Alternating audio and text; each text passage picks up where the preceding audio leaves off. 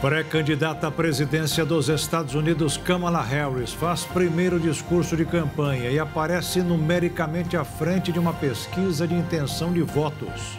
Na semana da eleição na Venezuela, a Associação de Imprensa denuncia censura a 60 órgãos jornalísticos por ordem do ditador Nicolás Maduro. Governador de São Paulo, Tarcísio de Freitas, participou na Bolsa de Valores da cerimônia que efetivou a privatização da Sabesp. Secretaria de Saúde de Santa Catarina investiga se morte de um paciente foi provocada pela febre Oropouche. Maior vulcão da Europa, o Etna, voltou a entrar em erupção. Lucro de 100 bilhões de reais nas Olimpíadas de 2016 permitiram ao Rio de Janeiro aumentar investimentos em várias áreas. Preferência do brasileiro pelas bicicletas elétricas aumentou quase 300% em 5 anos. E uma servidora pública de Dourados, no Mato Grosso do Sul, decidiu subir na moto, pegar estrada e realizar um sonho de criança. Agora, no Jornal das 22.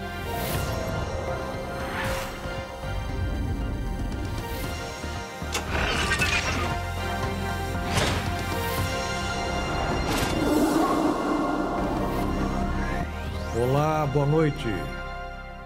A vice-presidente Kamala Harris conquistou o número suficiente de delegados para ser candidata à presidência dos Estados Unidos. Kamala criticou o ex-presidente Donald Trump em seu primeiro discurso de campanha após Joe Biden desistir de concorrer à reeleição.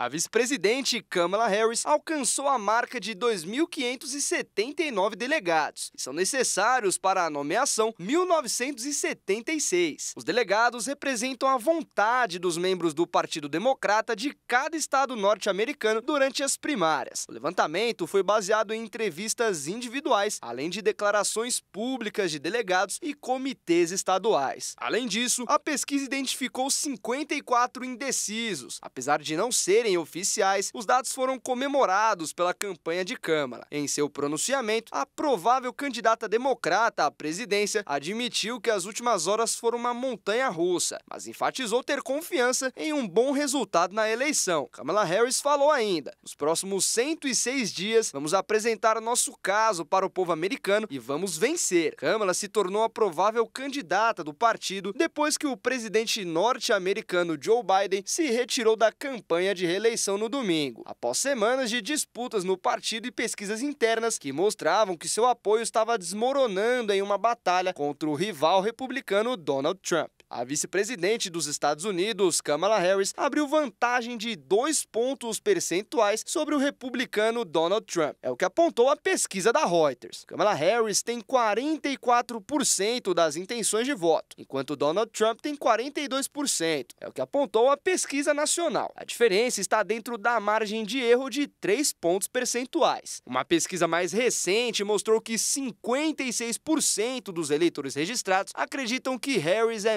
mentalmente capaz de lidar com desafios, em comparação aos 49% que disseram o mesmo sobre Trump. O ex-presidente americano Donald Trump atacou a vice-presidente Kamala Harris, os democratas e a mídia em uma enxurrada de postagens no meio da noite em sua rede social, a Truth Social. Ele chamou Harris de Kamala Harris mentirosa. A publicação de Trump foi: a mentirosa Kamala Harris, a czar da fronteira, nomeada por Biden, que nunca visitou a fronteira e cuja incompetência nos deu a pior e mais perigosa fronteira de qualquer lugar do mundo. Tem números de pole absolutamente terríveis contra um jovem excelente e brilhante chamado Donald J. Trump. Cuidado com o que desejam. Democratas? A vice-presidente prometeu fazer da luta pelo direito ao aborto um tema central de sua campanha. Vamos lutar pela liberdade reprodutiva, sabendo que se Trump tiver a chance, vai assinar a proibição do aborto para criminalizá-lo em todos os estados. O presidente Joe Biden defendeu que o Partido Democrata escolha Kamala como candidata do partido para enfrentar Trump em novembro. Depois de algumas críticas do ex-presidente, Kamala declarou: enfrentei predadores de todos os tipos. predadores que abusaram de mulheres, fraudadores que enganaram os consumidores, trapaceiros que quebraram as regras para seu próprio ganho. Então ouça-me quando digo, conheço o tipo de Donald Trump. E após o atentado contra Donald Trump, a diretora do Serviço Secreto dos Estados Unidos renunciou ao cargo esta manhã. Kimberly Schittle estava sendo pressionada desde o incidente de segurança no comício de Trump no dia 13, quando o ex-presidente dos Estados Unidos sofreu uma tentativa de assassinato e foi baleado de raspão na orelha. Por meio de um e-mail enviado aos funcionários, Kimberly assumiu total responsabilidade pela falha. Ela também admitiu o erro perante o Congresso americano. Durante a audiência, a ex-diretora se recusou a responder questões sobre os planos de gestão de segurança e como foi tratado com o caso do atirador. Antes disso, Kimberly tinha afirmado que não renunciaria, mas ela não resistiu à pressão dos partidos democrata e republicano. O presidente Joe Biden agradeceu os anos dedicados ao serviço público. O atentado segue em investigação pelo FBI. Kimberly ocupava o cargo de diretora desde 2022, mas entrou no serviço secreto em 1995, há quase 3 décadas. Mais de 60 veículos de comunicação estão funcionando em regime de censura na Venezuela. A denúncia foi feita pelo Sindicato Nacional dos Trabalhadores na Imprensa, há poucos dias da eleição presidencial, quando tudo indica uma nova vitória do ditador Nicolás Maduro. Mais um motivo que dá razão para o governo brasileiro acompanhar bem de perto a votação. A decisão para envio de servidores do TSE para acompanhar a eleição presidencial na Venezuela, marcada para o próximo domingo, ocorreu após a troca de comando na Corte Eleitoral, que passou a ser presidida pela ministra Carmen Lúcia em 3 de junho. Antes, ainda quando estava na gestão do ministro Alexandre de Moraes, o TSE já havia informado por uma nota divulgada em 30 de maio que não mandaria ninguém para a Venezuela. Segundo a jornalista Malu Gaspar, do O Globo, também houve nos bastidores uma pressão do Itamaraty para o envio dos observadores. A Nicolás Maduro interessa a chancela do Brasil ao processo eleitoral venezuelano, depois que Lula e seu assessor especial, Celso Amorim, patrocinaram um acordo em Barbados, no Caribe, para garantir a plena participação da oposição, transparência e confiabilidade na apuração dos resultados, para que sejam reconhecidos por todos. Desde então, porém, Maduro já descumpriu o acordo, criando obstáculos para o registro da principal candidata de oposição, Marina Corina Machado, e retirando o convite para a atuação de observadores da União Europeia. Os técnicos escolhidos para a missão são experientes e respeitados no TSE, mas não serão enviados ministros e, de acordo com o próprio tribunal, eles não terão muita liberdade de movimentação, já que vão acompanhar as atividades propostas pelo Conselho Nacional Eleitoral da Venezuela, de acordo com o cronograma disponibilizado pelas autoridades venezuelanas. Em contrapartida, existe uma preocupação dentro do tribunal de que o envio de servidores do corpo técnico do Poder Judiciário brasileiro seja interpretado como endosso a um pleito marcado por ameaças do presidente Nicolás Maduro. Até mesmo o governo petista, que muitas vezes foi excessivamente paciente com o regime chavista, acompanha os acontecimentos com ansiedade. Eu fiquei assustado com a declaração do Maduro, dizendo que se ele perder as eleições vai ter um banho de sangue. Já falei com o Maduro 2 vezes, falei no telefone com o Maduro, e o Maduro sabe que a única chance da Venezuela voltar à normalidade é ter um processo eleitoral que seja respeitado por todo mundo. Maduro, que busca o 3º mandato consecutivo, terá como principal concorrente o ex-diplomata Edmundo González, escolhido a partir de uma coalizão de partidos opositores. Anunciado pela Plataforma Democrática Unitária, após Corina Iores ter sido impedida de concorrer às eleições presidenciais, González aparece como favorito nas pesquisas para suceder Nicolás Maduro. Isso é algo normal, isso é algo esperado por parte do Brasil, principalmente nesse momento em que há dúvidas, tanto se Maduro aceitaria uma eventual derrota, quanto se González Urrutia aceitaria uma eventual derrota, lembrando que este candidato da oposição não assinou o termo de compromisso que os outros 11 candidatos assinaram, ele e um outro só não assinaram, de que reconheceriam os resultados das urnas, então também há uma dúvida né, desses dois principais candidatos, Maduro, embora tenha assinado o termo, e Gonçalves Urrutia, que não assinou o termo, se eles aceitariam uma eventual derrota. Então, assim, é um contexto muito tenso, muito preocupante. Então, o envio de observadores, ainda mais técnicos, é extremamente importante para fortalecer esse processo. Único a se manifestar, o TSE apenas informou que em maio deste ano recebeu do Itamaraty um ofício encaminhando um convite do Conselho Nacional Eleitoral da Venezuela para envio de representantes do tribunal para acompanhar o pleito. O documento teria sido respondido formalmente apenas em julho. O presidente da Venezuela, Nicolás Maduro, respondeu hoje às manifestações como a do presidente Lula sobre o que vai acontecer em sua nova tentativa de reeleição. Segundo o ditador, quem se assustou que tome um chá de camomila, porque a declaração foi apenas uma reflexão. E veja a seguir, preferência do brasileiro pelas bicicletas elétricas aumentou quase 300% em 5 anos. E o governador de São Paulo, Tarcísio de Freitas, participou na Bolsa de Valores da cerimônia que efetivou a privatização da Sabesp.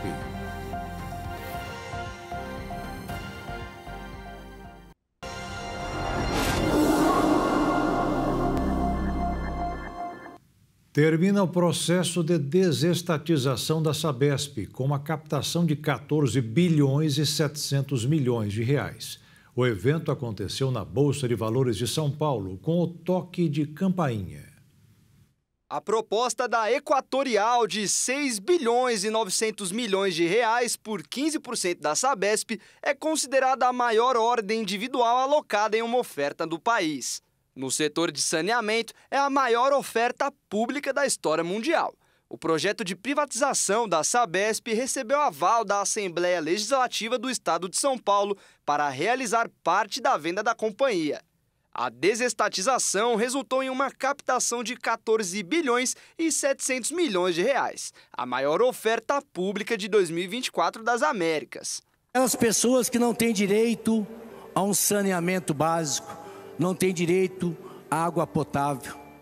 Estavam pensando na própria Sabesp, que devido às novas normas de saneamento, se não tivesse feito essa adequação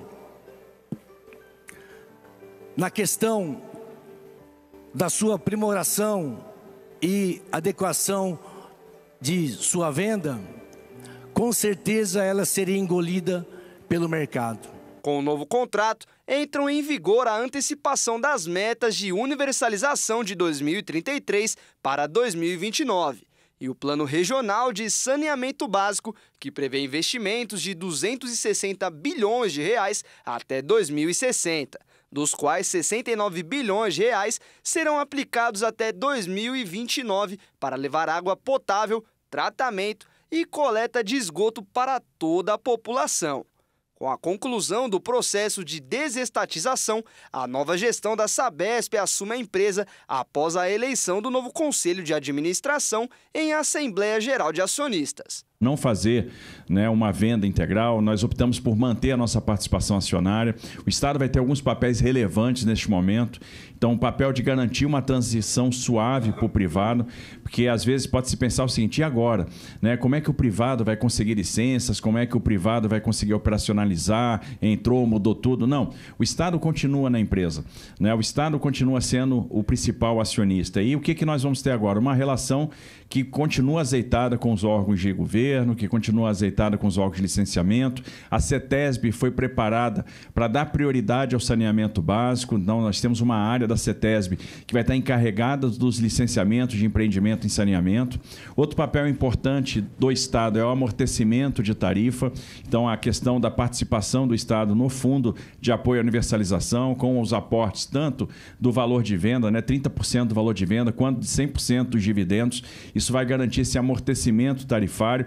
Então, o Estado tem, de fato, um papel muito importante. E para o cidadão agora, o que ele vai perceber é o investimento ganhando cada vez mais velocidade. A gente vai ver o esgoto chegando, vai ver a água chegando, tem um cronograma para execução e até 2029 a gente vai alcançar a universalização naqueles municípios que são atendidos pela Sabesp. A desestatização da Sabesp foi concluída nesta terça-feira com um evento de toque de companhia na ZED B3. a Bolsa de Valores de São Paulo, no centro da capital. Com isso, a liquidação da oferta pública de privatização termina com a qualificação no Programa de Parcerias em Investimentos do Governo de São Paulo. O que mais pesou no mercado financeiro hoje foi a divulgação de ontem de cortes no orçamento. Isso porque a sensação é de que o ajuste ainda não foi suficiente. Por isso, o dólar voltou a fechar em alta de 0,29%, cotado em R$ 5,58 na venda. E a Bolsa de Valores encerrou o pregão em baixa de 0,99% aos 126.590 pontos. A Petrobras voltou a fazer estudos para reativar as suas fábricas de fertilizantes no país. Nenhuma das 4 está em funcionamento, o que obriga o Brasil, que é o 4º maior consumidor do mundo, a importar 85% de suas necessidades. A unidade em Mato Grosso do Sul nem foi concluída. De acordo com o diretor da área de fertilizantes da consultoria Stonex, Marcelo Melo, sem investimentos nessa área, seja público, seja privado, o Brasil pode se tornar, nos próximos 2 a 3 anos, o maior importador mundial de fertilizantes, ultrapassando a Índia. A Delta Airlines enfrenta dificuldades para retomar as operações desde o apagão cibernético. Depois de mais de 5.000 voos cancelados, as autoridades de transporte dos Estados Unidos iniciaram uma investigação sobre a companhia aérea, pela forma como tratou a falha tecnológica. Enquanto diversas companhias aéreas ao redor do mundo retomam suas atividades gradualmente, a Delta Airlines, uma das principais dos Estados Unidos, continua com problemas no sistema.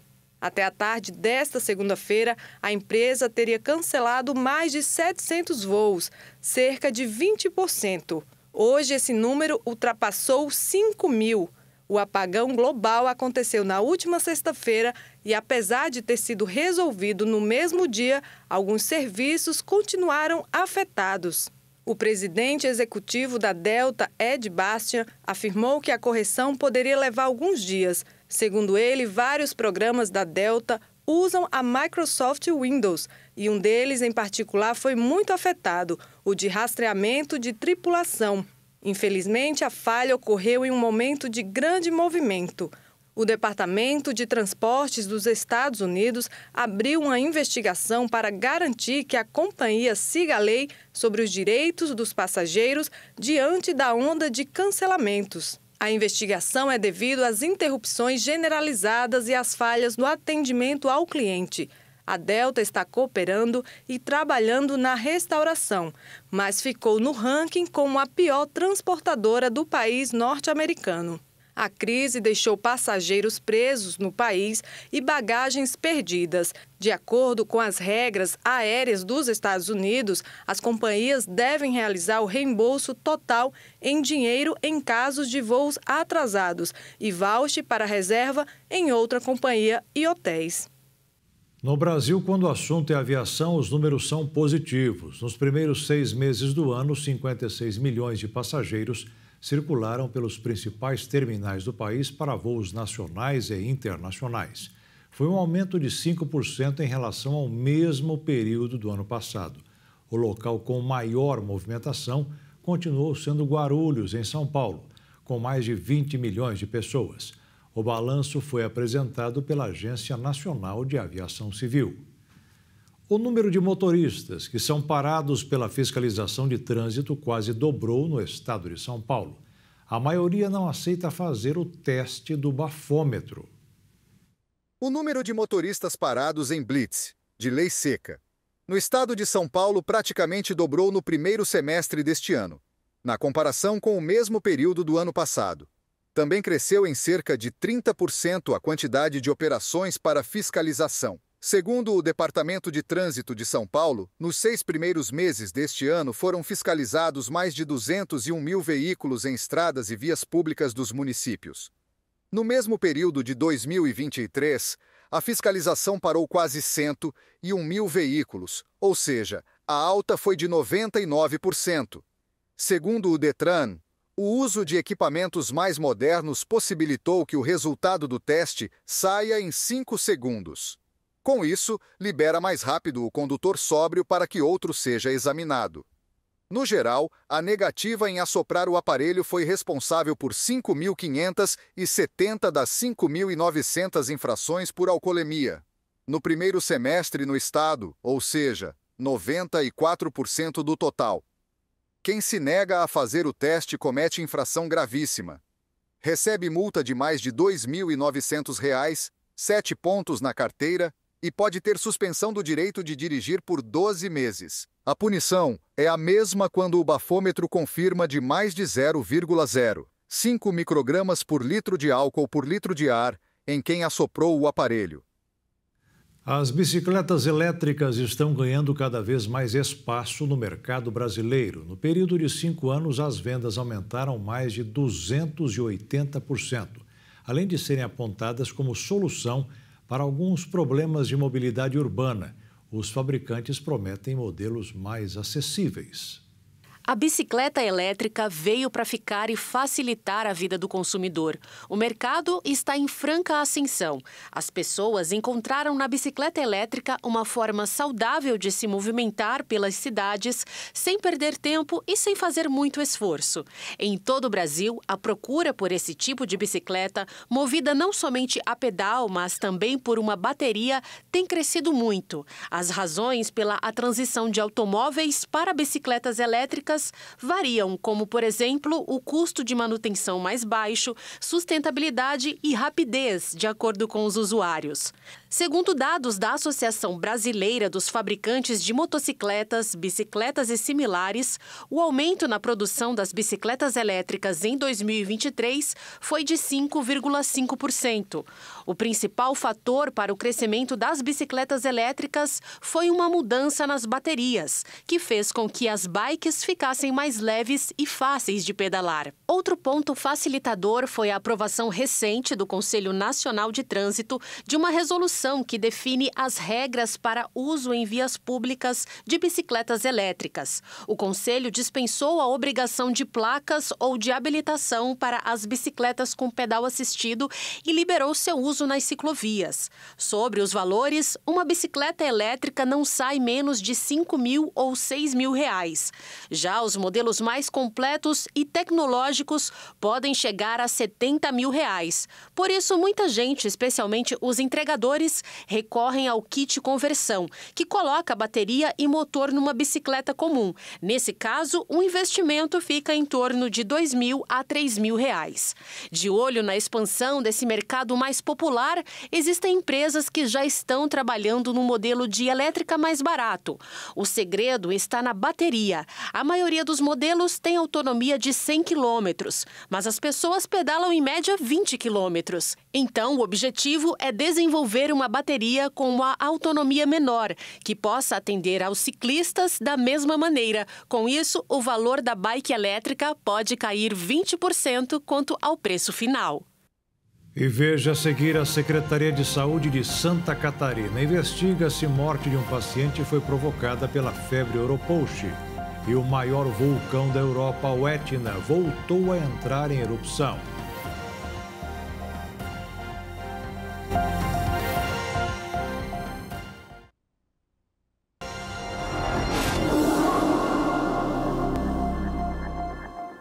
As eleições deste ano no Brasil terão uma novidade. Além da escolha de prefeitos e vereadores, os 150 milhões de eleitores de 5 municípios também irão votar sobre vários assuntos de interesse da cidade, até sobre a troca da bandeira.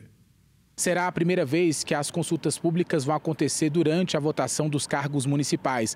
A alteração será possível por conta de uma mudança feita na Constituição em 2021. Até o momento, a Justiça Eleitoral já recebeu pedidos de consulta pública de 5 municípios de 4 estados do país, como, por exemplo, em São Luís do Maranhão, Governador Edson Lobão também no Maranhão, Belo Horizonte, Minas Gerais, São Luís em Roraima e 2 Lajeados, Rio Grande do Sul. Em Belo Horizonte, por exemplo, os mineiros vão poder opinar ali sobre uma mudança na bandeira da capital mineira. Já em São Luís do Maranhão, os moradores da capital maranhense vão opinar sobre a gratuidade nos ônibus a estudantes dos ensinos fundamental, médio, técnico e superior. Se houver manifestação favorável no plebiscito, a Câmara Municipal vai discutir o passe livre estudantil em 2025. As manifestações contra e a favor aos temas ocorrerá apenas durante a campanha eleitoral, mas não será possível usar a propaganda eleitoral no rádio e também na TV. A consulta pode ser feita de duas formas: manifestação prévia dos eleitores sobre a possível criação de uma lei, plebiscito nesse caso, ou manifestação quando a lei já foi feita, mas precisa da aprovação popular, nesse caso referendo. Neste ano, então, serão 4 plebiscitos em um referendo. O Brasil já contava com um modelo de participação direta nas decisões políticas, com a previsão de plebiscitos e referendos. Estas modalidades estão na Constituição com regulamentação em uma lei de 1998. A legislação prevê consultas em nível nacional, estadual e municipal com datas fixadas pela Justiça Eleitoral. A mudança de 2021, então, trouxe a previsão específica de consulta sobre temas de interesse local aprovados pelas câmaras municipais e com data certa para acontecer, nesse caso, as eleições locais. Na prática, então, neste formato será aproveitada a organização e a estrutura da Justiça Eleitoral na votação do primeiro turno para obter a votação da população aos assuntos, ou seja, a essas temáticas do cotidiano. Os deputados federais brasileiros gastaram R$1 milhão com o Facebook nos primeiros 6 meses do ano, 75% a mais do que no mesmo período do ano passado. Na rede social, que nem muito é visitada atualmente, os parlamentares divulgam a sua atividade, mas principalmente os seus discursos. É uma espécie de bancada da selfie.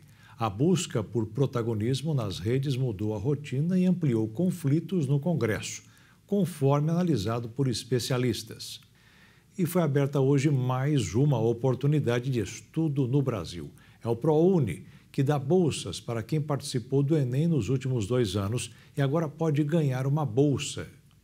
As inscrições para o processo seletivo do programa Universidade para Todos, o ProUni, do 2º semestre deste ano, começa nesta terça-feira. O ProUni oferece bolsas de estudo integrais que cobrem 100% o valor da mensalidade e parciais, com 50% em instituições particulares de ensino superior. Ao todo, serão disponibilizadas 243 mil bolsas pelo Ministério da Educação, distribuídas em 367 cursos em 901 instituições participantes. Os estados de São Paulo, Minas Gerais, Bahia, Paraná e Amazonas são os 5 que mais ofereceram bolsas nesta edição.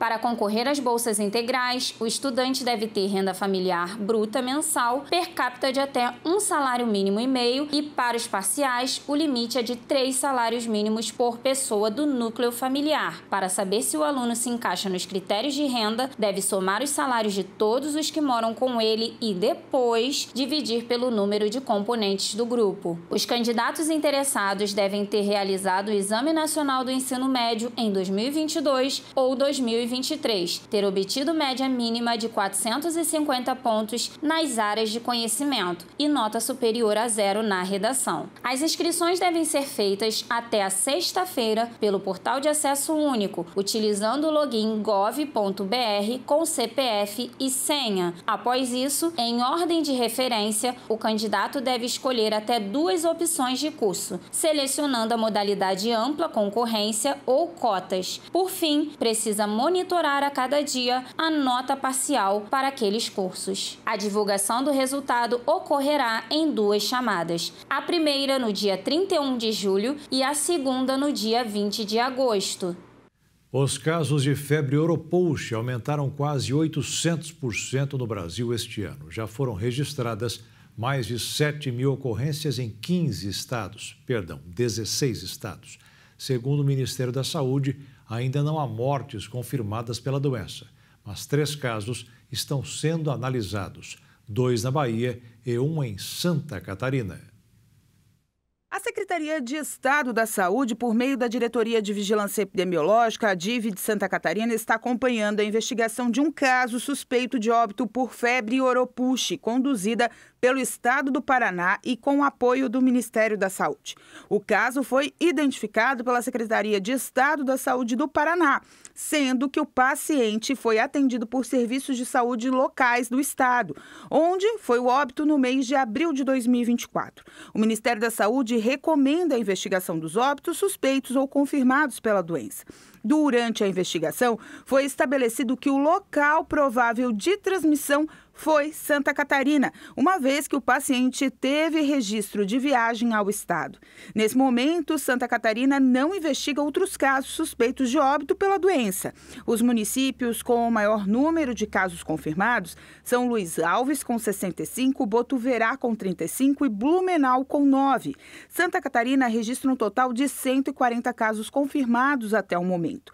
O médico infectologista da DIV, Fábio Farias, explica como esse mosquito se prolifera e atinge a população. Esse inseto, ele aproveita locais onde tem abundante matéria orgânica e umidade, como por exemplo em culturas de frutas como a banana, onde aquele material que fica após a poda do caule da bananeira, aquele material acumulado acaba sendo extremamente propício para a proliferação desse inseto. E com isso, algumas regiões do estado têm a população com um aumento muito grande nos últimos anos dessa população, fazendo então com que a gente tenha o vetor de forma propícia para a transmissão dessa doença. A febre Oropouche é uma doença causada por arbovírus, similares aos sintomas da dengue. As principais reações provocadas por esse vírus são dor de cabeça, dores musculares, náuseas e diarreia. Também pode evoluir em um pequeno número de casos para diagnósticos mais graves, como manifestações neurológicas, e atualmente não existe vacina ou tratamento específico para a doença. Pacientes que possuem sinais e sintomas devem permanecer em repouso, realizar o tratamento sintomático e manter o acompanhamento médico. Na Itália, o maior vulcão da Europa entrou em erupção novamente no Monte Etna. O aeroporto de Catânia, na Sicília, suspendeu voos e decolagens nesta terça-feira. O Etna é um vulcão ativo situado na parte oriental da Sicília, entre as províncias de Messina e Catânia. É o mais alto vulcão da Europa fora da região do Cáucaso e um dos mais altos do mundo, atingindo aproximadamente 3.357 metros de altitude, podendo aumentar gradualmente devido às frequentes erupções. O aeroporto de Catânia teve suas operações suspensas devido às cinzas do Etna que invadiram o espaço aéreo. O Instituto Nacional de Geofísica e Vulcanologia informou inicialmente nesta terça sobre uma coluna de cinzas a uma altitude de 8 quilômetros e mais tarde explicou que as emissões de cinzas estão agora limitadas acima do vulcão. Milhões de passageiros transitam todos os anos pelo Aeroporto Internacional de Catânia, que oferece serviço à parte oriental da Sicília, um dos destinos turísticos mais populares da Itália. Os passageiros foram convidados a contatar as companhias aéreas para se informarem sobre os voos, que podem ter sido cancelados ou direcionados para outros aeroportos da Sicília. O fenômeno cobriu Catânia, que tem 300 mil habitantes, e outras cidades da região com cinzas, mas não há registros de danos ou vítimas. Um fenômeno misterioso observado pela primeira vez em 2013 em uma parte remota do Oceano Pacífico agora começa a ser desvendado. As leituras dos sensores de um cientista pareciam mostrar que o oxigênio estava sendo produzido no fundo do mar a 4.000 metros abaixo da superfície, onde nenhuma luz pode penetrar. E a descoberta foi que no fundo do mar é produzido o oxigênio negro. Mesma coisa aconteceu em 3 viagens subsequentes a uma região conhecida como Zona Clarion-Clipperton. O cientista Andrew Sweetman basicamente disse aos meus alunos: apenas coloquem os sensores de volta na caixa. Vamos enviá-los de volta ao fabricante e testá-los porque eles estão nos dando apenas besteira. O professor da Associação Escocesa de Ciências Marinhas e líder do grupo de Ecologia do Fundo do Mar e Biogeoquímica da instituição acreditou acreditou que os equipamentos estavam com defeito. De acordo com Sweetman, organismos fotossintéticos, como plantas, plâncton e algas, usam a luz solar para produzir oxigênio que se desloca para as profundezas do oceano. Mas estudos anteriores realizados no mar profundo mostraram que o oxigênio é apenas consumido, não produzido, pelos organismos que vivem lá. Agora, a pesquisa de sua equipe está desafiando essa suposição de longa data, descobrindo oxigênio produzido sem fotossíntese. O estudo, publicado nesta semana na revista Nature Geoscience, demonstra o quanto ainda é desconhecido sobre as profundezas do oceano e ressalta o que está em jogo na exploração do fundo do mar para metais e minerais raros. A descoberta de que há outra fonte de oxigênio no planeta além da fotossíntese também tem implicações de grande alcance que podem ajudar a desvendar as origens da vida. Sweetman fez a observação inesperada de que o oxigênio negro estava sendo produzido no fundo do mar, enquanto avaliava a biodiversidade marinha em uma área destinada à mineração de nódulos polimetálicos do tamanho de batatas. Os nódulos se formam ao longo de milhões de anos através de processos químicos que fazem com que os metais precipitem da água ao redor de fragmentos de conchas, bicos de lula e dentes de tubarão, cobrindo uma área surpreendentemente grande do fundo do mar. E veja a seguir, lucro de 100 bilhões de reais nas Olimpíadas de 2016 permitiram ao Rio de Janeiro aumentar investimentos em várias áreas. E uma servidora pública de Dourados, no Mato Grosso do Sul, decidiu subir na moto, pegar estrada e realizar um sonho de criança.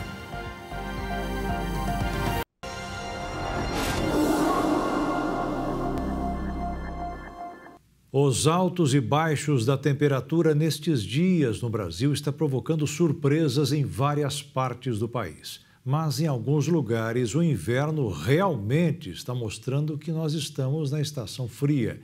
No Rio de Janeiro, por exemplo, esta madrugada alguns moradores enfrentaram temperaturas negativas de mais de 10 graus. A chegada da frente fria ao Rio de Janeiro vem causando quedas bruscas de temperatura nas cidades fluminenses. Em alguns pontos do estado, as temperaturas caíram tanto que espantaram especialistas. Em destaque, o Parque Nacional do Itatiaia, que registrou mais de 10 graus negativos na manhã desta terça-feira. A mínima foi registrada às 5h20 da manhã, na área do Planalto, um dos pontos mais altos do parque. Quem também sofreu com o frio foram os moradores de Nova Friburgo, na região serrana do Rio. Na estação de Salinas, os termômetros chegaram a marcar 0,2 graus, além de fortes geadas. E hoje foi dia de recorde pela baixa umidade do ar. Segundo o Instituto Nacional de Meteorologia, entre as 7 capitais com o tempo mais seco no meio da tarde foi São Paulo, com índice de apenas 13%. Segundo a Organização Mundial da Saúde, o mínimo para não prejudicar a vida humana é de 60%. O motivo é a formação de um bloqueio atmosférico, que aumenta as temperaturas e evita a formação de nuvens. Mas onde não é inverno, a situação é completamente diferente. A temperatura mundial bateu recorde mais uma vez. O Observatório Europeu Copérnicos informou hoje que no último domingo a média global foi de 17,9 graus, a mais alta da história. Parece pouco, mas é bom lembrar que é média, o que inclui desde a Antártida Oriental, onde os termômetros chegam a 100 graus negativos, até o deserto do Irã, com 70 graus positivos. E a NASA apontou que o Brasil poderá se tornar um dos 5 lugares inabitáveis nos próximos 50 anos devido ao calor excessivo. O relatório destacou as consequências do aquecimento global para a população do planeta. Utilizando dados de satélite, a Agência Espacial Norte-Americana mapeou as áreas mais vulneráveis do planeta, destacando o Brasil como uma das regiões que enfrentarão mudanças climáticas graves. A pesquisa projetou que o termômetro marcando 45 graus, com sensação térmica de mais de 71 graus, pode resultar em mortes. O estudo foi feito a partir do indicador térmico chamado bulbo úmido, que simula a temperatura sentida na pele humana. Partes da China e Sudeste Asiático, Golfo Pérsico e Mar Vermelho também poderão enfrentar condições inabitáveis nas próximas décadas, embora o território brasileiro tenha um prazo mais incerto. No entanto, a derrubada de árvores e o consumo irresponsável de recursos naturais podem provocar uma aceleração no aumento da temperatura ambiental. Entre os principais motivos para que o Brasil possa se tornar inabitável estão o aumento do nível do mar e, como consequência, o derretimento de geleiras e calotas polares, que ameaça algumas cidades costeiras, como o Rio de Janeiro, por exemplo. Eventos climáticos extremos, como ondas de calor, secas prolongadas, inundações e furacões vão se tornar cada vez mais frequentes e intensos. Além disso, regiões áridas como o Nordeste podem se tornar ainda mais secas, sem contar que várias espécies devem entrar em extinção, desestabilizando ecossistemas inteiros. Todos esses fatores podem tornar o ambiente extremamente prejudicial à saúde dos seres humanos. Os pesquisadores afirmaram que as ondas de calor cada vez mais comuns quase dobraram nos últimos 40 anos. O cenário preocupa cientistas de todo o mundo, pois o estresse térmico é uma das principais causas de mortes relacionadas ao clima. A NASA já havia relatado um aumento de 1,5 grau na temperatura média global no começo deste ano. Apesar dos resultados pessimistas, a NASA afirma que segue em estudo constante, com o uso de satélites para entender cada vez mais como e onde o calor extremo mais afeta. Por meio desses dados, mais pesquisas podem ser realizadas sobre como reduzir os efeitos negativos das altas temperaturas. Uma peça de roupa de um dos maiores ídolos do futebol mundial poderá ser arrematada pelo lance inicial de R$3.900.000. A camisa que Diego Maradona usou na semifinal da Copa do Mundo de 1986, entre Argentina e Bélgica, está sendo leiloada pela Sotheby's. E quem fizer a compra levará para casa uma parte da história do esporte. Após o jogo, Maradona trocou de camisa com o goleiro belga Jean-Marie Pfaff, com quem a coleção da camisa permaneceu desde então. Em 2016, Maradona autografou a peça em um encontro com o ex-goleiro e escreveu uma dedicatória para o simpático Jean-Marie, com todo o meu carinho. Diego. Além do fato de ser autografada, a camisa tem valor especial pelo fato de Maradona ter marcado os 2 gols da vitória da Argentina no segundo tempo, usando a peça, aumentando sua lenda crescente, conforme descreve o site da Sotheby's. A Argentina venceu o jogo por 2-0 e se classificou para a final do Mundial do México, derrotando a Alemanha Ocidental por 3-2 e conquistou o título. Maradona também recebeu a Bola de Ouro como o melhor jogador da competição, no caminho de se tornar o que muitos acreditam ser o maior jogador de futebol de todos os tempos. Também foi na Copa de 1986 que Maradona marcou o famoso gol da mão de Deus e o gol do século nas quartas de final contra a Inglaterra, já gravando ali seu nome na história do Mundial. E em busca de um sonho, uma servidora pública saiu de moto de Dourados até uma cidade turística do interior de Minas Gerais. Foram 6 dias intensos e muita aventura sobre 2 rodas. Casaco, luvas, capacete, ok. Os itens são de segurança e indispensáveis para garantir que o trecho seja percorrido tranquilamente. Tudo ok, então, para o início de uma aventura sozinha e em 2 rodas. Essa foi a preparação que a Ingrid fez no começo do mês passado, quando resolveu que investiria na realização de um projeto sonhado há muitos anos. Ela tinha um sonho, uma bis e um cartão de crédito. Eu sempre gostei de moto, né? E aí quando eu senti isso, né, essa questão com essa conexão com a rodovia, e aí eu comecei a pesquisar perfis de pessoas que viajavam. Sempre eu via pessoas viajando com motos grandes, né? Então já comecei a pensar, nossa, eu acho que eu tenho que adquirir uma moto dessa. Eu vi o que eles usavam para viajar, que são os equipamentos, jaqueta, calça, bota, luva, né? Um bom capacete. Rolando o Instagram ali, aleatoriamente, eu vi um rapaz viajando numa mesma moto que eu tinha na época, na época eu tinha uma XRE. E aí eu pensei, nossa, ele tá viajando numa moto igual a minha. E aí eu pensei, quer saber?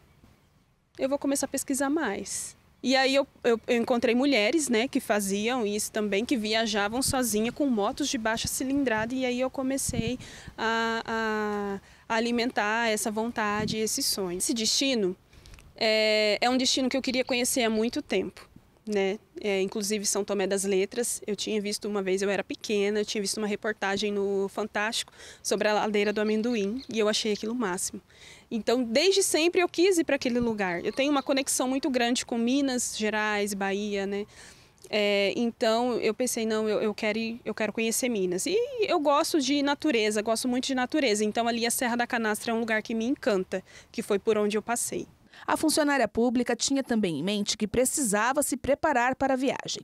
Saiu algumas vezes para trechos mais curtos, porém, mesmo assim, teve vários perrengues. Foram mais de 3.000 quilômetros rodados em 6 dias, daqui de Dourados até o interior de Minas Gerais, em São Tomé das Letras.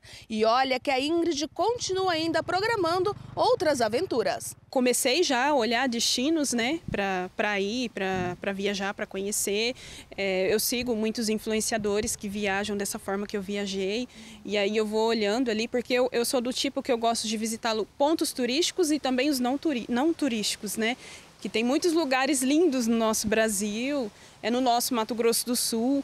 E então, assim, eu quero sim continuar viajando. E contemplar paisagens, estar em contato com a natureza são sonhos que ela jamais vai deixar de viver. Foi um desafio muito grande, né? Porque ninguém acredita que vai dar certo, que eu vou conseguir, que eu vou dar conta. Mas eu acredito que eu superei esse desafio, que eu me saí muito bem, né? E sim, claro, depois dessa, a minha vontade era chegar e já tá fazendo outra, né?